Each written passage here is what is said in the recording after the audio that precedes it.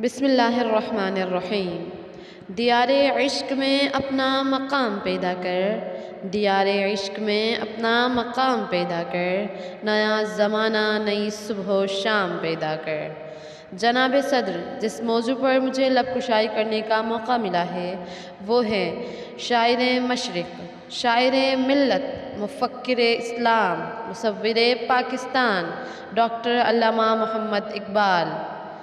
وہ اقبال جس نے پنجاب کی سرزمین کے شہر سیالکوٹ میں شیخ نور محمد کے گھر میں جنم لیا۔ ہزاروں سال نرگس اپنی بے نوری پر روتی ہے، ہزاروں سال نرگس اپنی بے نوری پر روتی ہے، بڑی مشکل سے ہوتا ہے چمن میں دیدہ ور پیدا۔ اقبال جیسی شخصیت ہزاروں سال بعد پیدا ہوتی ہے۔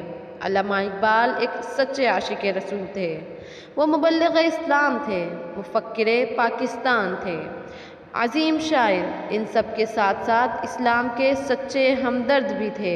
عمل سے زندگی بنتی ہے جنت بھی جہنم بھی، یہ خاکی اپنی فطرت میں نہ نوری ہے نہ ناری ہے۔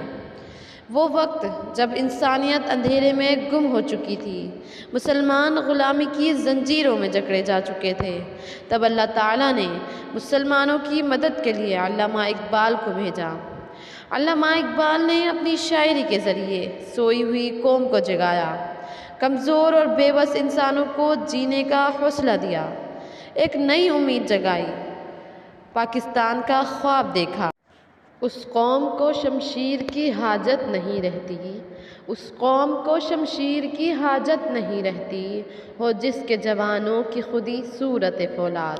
انہوں نے اپنی شاعری کے ذریعے بوڑھوں، مردوں، بچوں، عورتوں کو نشان منزل دینے کی کوشش کی۔ انہوں نے بچوں کو بھی بہت اچھا پیغام دیا۔